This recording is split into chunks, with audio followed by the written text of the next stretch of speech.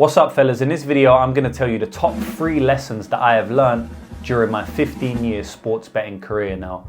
Recently, I did a video telling you my story into sports betting, how long I've been sports betting, how long it took me to become profitable in sports betting, how long it took me to go full-time, etc., etc. And in that video, I ran through a lot of different lessons I've learned, and then I was thinking about it. I've learned probably over 100 different lessons that I can teach, and I probably have taught over 100 lessons in my YouTube videos, on my Twitter, on my Instagram, etc. when it comes to sports betting.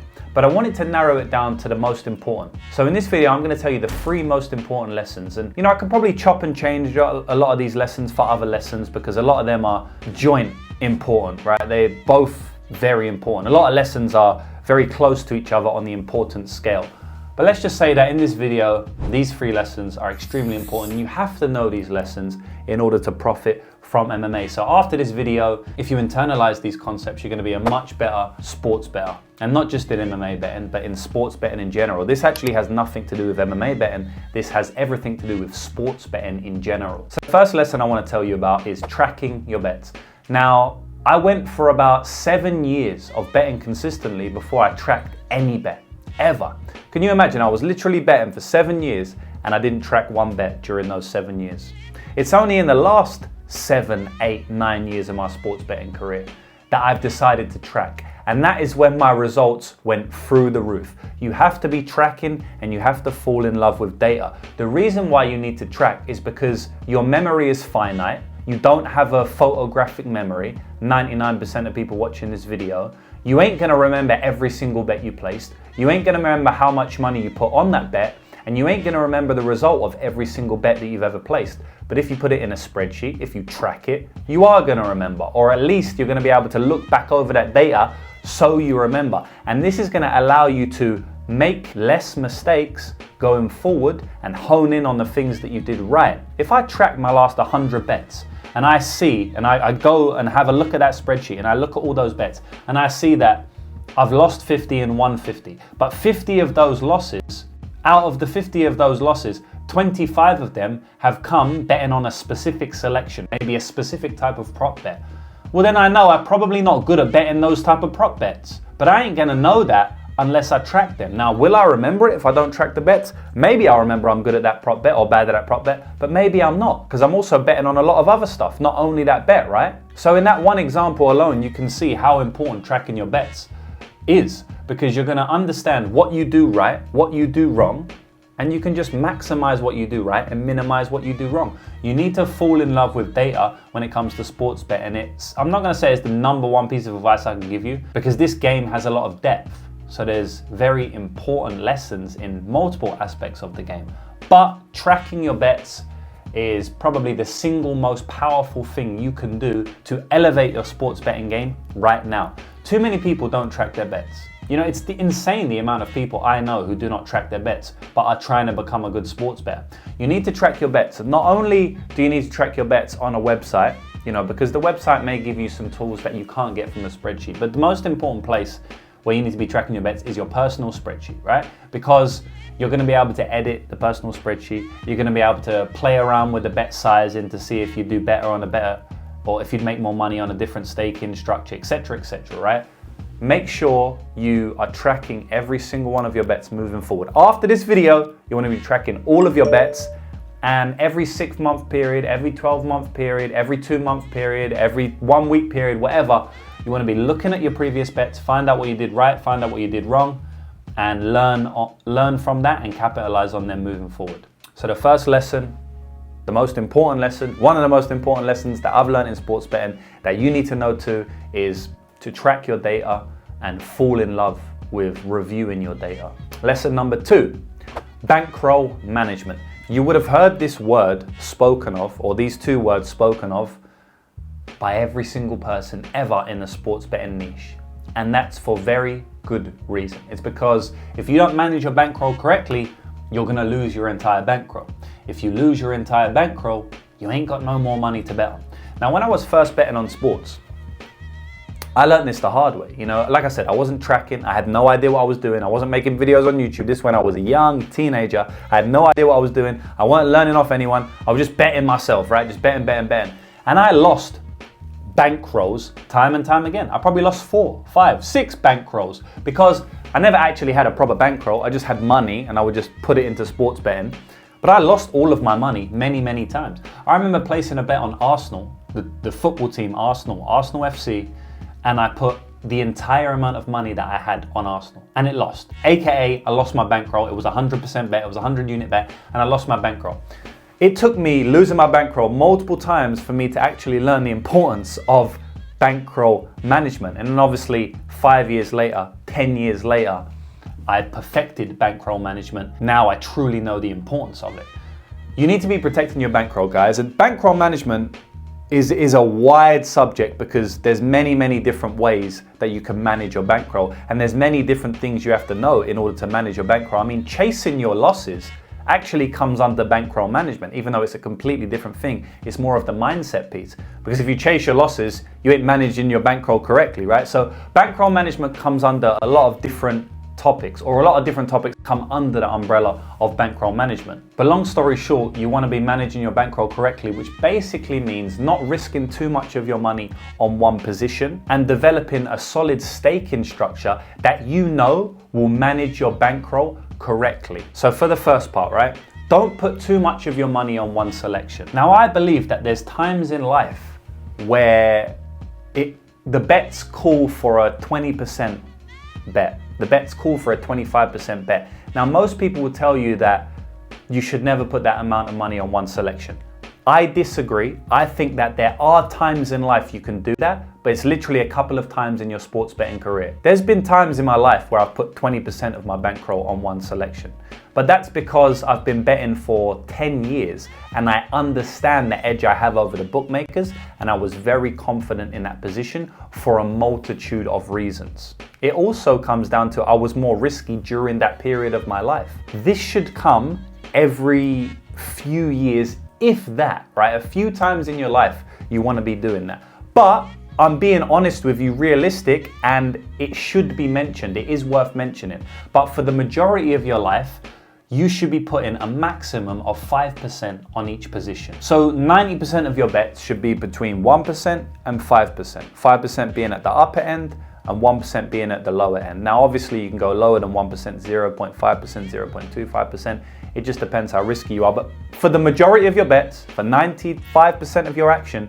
you want to be going between a 1% and 5% scale. It's easy to adhere to, easy to stick to, and it's going to allow you to manage risk correctly. The second part of bankroll management is developing a solid staking structure that you have developed based on previous data that you know if you stick to that staking structure, you will be managing your bankroll as best you can to maximize profit, but also to minimize losses and not go broke and lose your bankroll. This is exactly what I do every 6 months, every 1 year. Usually at the end of the year, I will look back on the bets that I've done over that year and I will play around on my personal spreadsheet, and which is what I said earlier in the video, track your bets. I'll play around on my personal spreadsheet to create a staking structure that will allow me to maximize profits based on the bets I've made that year. So maybe a flat staking structure will be good. Maybe you're placing 2% of your bankroll on every selection. That might yield you more profits than placing whatever you want on each selection. One selection 1%, one selection 5%. Maybe you're using a varied staking structure where you're just deciding that based on the amount of value you have on each bet to put a certain number of units or points on any one single bet. It's not always easy to develop a staking structure, but it is very important because it allows you to manage your bankroll correctly. The staking structure that I adhere to has been carefully designed to maximize profits. Now, it is a little bit on the riskier side, but based on the last 6 years of my tracked data on my personal spreadsheet, where I have 6 years of data on, I have developed my staking structure based on that 6 years of data, which tells me that if I use this staking structure, I will maximize profits and I'll never blow a bankroll. Now, obviously, never say never in sports betting, but I've used the last 6 years of data to tell me how to structure my bets to manage my bankroll correctly. And that's what you need to be doing as well. That's why I mentioned tracking your bets and looking at your data as the first point in this video, because you're gonna base everything off that. You're gonna use those pieces of data to make a staking structure, to make a bet sizing structure, to manage your bankroll. So make sure you're managing your bankroll correctly, because you need to stay in this game at any cost. The last thing, number 3, is emotional control. Now, like I said, we can chop and change any of these ones and say one's more important than the other. Emotional control, arguably, is way more important than bankroll management, because you ain't gonna be able to manage your bankroll correctly unless you have emotional control. So if you just focus on bankroll management and you neglect emotional control, emotions are gonna take over. Emotion's stronger than the bankroll, and then you will blow your bankroll anyway, right? So, like I said, we can chop and change any of these, but they're basically all the same importance. But emotional control is without a doubt the number one thing that I see destroy the most gamblers. If you ask me, James, what's the number one thing that makes people unsuccessful at sports betting, or doesn't allow people to profit from sports betting, or the number one mistake that people make betting on sports, it would without a doubt be a lack of emotional control. And that's because money is an emotional thing, right? Money's an emotional topic unless you're mega rich, which most people aren't. So for 99% of people, money is an emotional topic, aka when you win money, when you lose money, it's hard to control your emotions, aka you have a lack of emotional control. The issue with this is that it's gonna affect your bets moving forward, right? Negatively or positively, it's gonna affect your bets if you have a lack of emotional control. You need to know how to handle upswings, and you need to know how to handle downswings. Now, handling upswings, it's a lot easier than handling downswings, but it is still worth mentioning. A lot of people I see go on upswings and then they start increasing their risk. They start betting way more than they did during the upswing because they think they can't place a bad bet now. And then they're placing more money during the inevitable downswing because it comes after the upswing, and then they start placing more bets. This is stupid.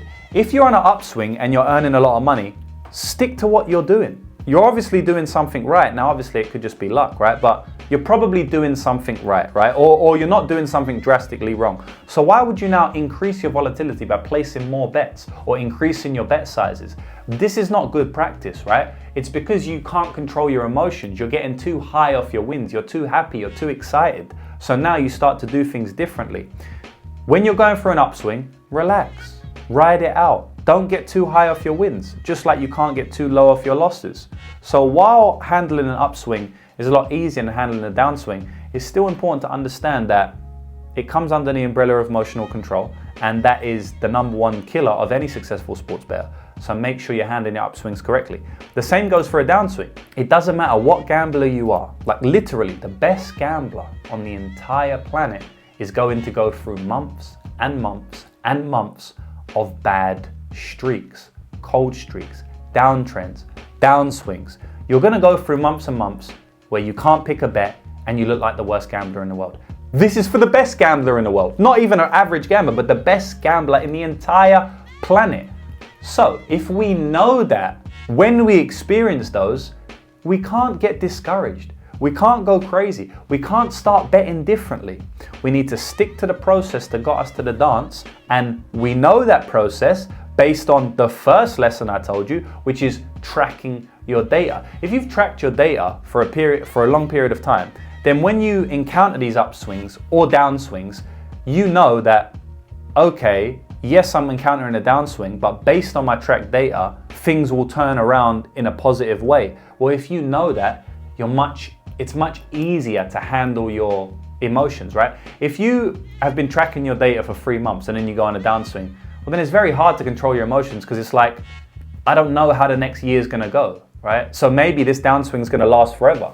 And maybe it is, because maybe you're just a really bad gambler. You don't know based on, you haven't tracked your bets, right? That's why tracking your bets is so important.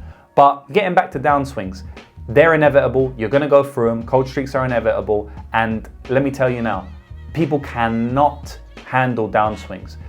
Once people start going through downswings, it affects them emotionally so much.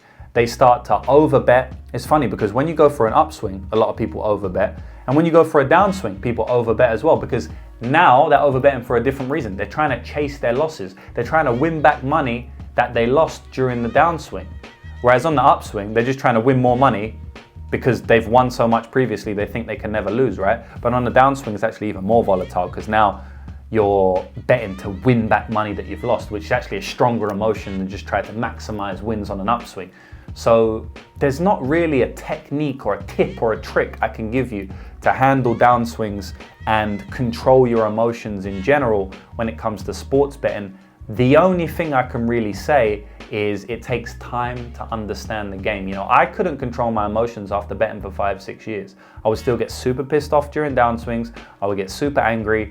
I just continued betting for whatever reason. Maybe I was addicted to it, I don't know, but I just continued betting.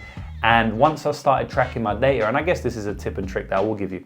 Once I started tracking my data, it was easy to handle a downswing, because it was like, all right, you know, you might not be betting good now, or you might be winning so much money now, but just control your emotions, because based on this historical data, this is what the average you're gonna run at. You're gonna run at 25% of your bankroll increase every quarter, or whatever it may be, right? 30%, 40% every quarter on average. So even if you're down 40% now, don't worry, on average, you're gonna get about a 40% increase, meaning that maybe the next quarter you might get an 80% increase. Or just, don't worry, you're up 100% increase on this quarter, but just relax it, rein it in a bit. Don't overbet, don't get too happy, don't get too emotionally happy, because you ain't gonna run this hot forever. It's gonna average down to about 40%, as we know, right? But the only reason I know that is based on my spreadsheets, based on my historical data. So the only tip and trick that I can really give you to handle your emotions when it comes to upswings and downswings and individual losses, individual W's, is track your data for a few years, and then you know on average what you will be running at, as long as you keep focused and your edge keeps relatively the same, which your edge will never be the exact same, but it can be relatively the same for many, many years on end, as long as you adapt with the game, you show adaptability, and you're able to find out new edges, etc., etc. But that's another video for another day. So yeah, really, man, those three things are by far the most important I can tell you when it comes to sports betting. The first is tracking bets. You have to track all your bets. Everything comes from tracking bets. If you don't track your bets, you're not able to really make money from sports betting. The second thing we spoke about was bankroll management, extremely important. And again, bankroll management heavily comes down to the mindset piece, and we did speak about that with the emotional control, which we'll get onto in a minute. But it also heavily comes down to tracking your bets, because based on the bets you make, you can adjust that going forward to make sure you don't lose your bankroll and to make sure you maximize profits. So bankroll management, super important, otherwise you ain't gonna be able to bet if you don't manage it correctly. Number 3 was emotional control. If you can't control your emotions through down periods, if you can't control your emotions through up periods, you're never going to be able to reach the heights that you would do in sports betting otherwise, because at the end of the day, everything, it comes down to your mindset. And this goes for any vocation in the world, basically. Your mindset is gonna impact it, right? And what's in your mind? Emotions are a thing that you feel in your body, in your mind. They're gonna impact the decisions you make. So if you can't control your emotions, become stoic, become neutral, then you ain't gonna make a lot of money from sports betting. You're probably gonna end up losing money from sports betting. I can say that from experience in my early days, and I can say that from experience being a handicapper, having a tipster service, and having a social media where I see many, many people bet on sports, and I know the ones that are successful and I know the ones that are not successful, and I can see the difference. And a big difference in a lot of them is emotional control. And again, this heavily comes down to tracking your bets as well, because if you've, like I said, if you've tracked your bets, you're gonna be able to control your emotions easier through up periods and down periods, because you know what the average of your bets will look like. You know what the average results of your bets will look like based on the tracking that you've done. So it's easy for you to be unemotional, either positively or negatively, when you know what the average results you will yield over the next 1 year period. So it doesn't matter what's going on in the weeks or the months right now, because you know what's going to happen over the years based on the data that you've recorded when you've been tracking your bets, right? So everything comes down to tracking your bets, like I've said many times in this video, but emotional control is the third thing we spoke of, very, very important in sports betting. These 3 lessons are probably the top 3 lessons that I've learned in my sports betting career, and that I'm trying to pass on to you through this video right now. So I hope you have enjoyed this video. I'll be back again tomorrow, like I always am, to give you some more wisdom, to share with you my story a little bit more and the things I've learned along the way. So good luck on your bets, and I will see you in the next video.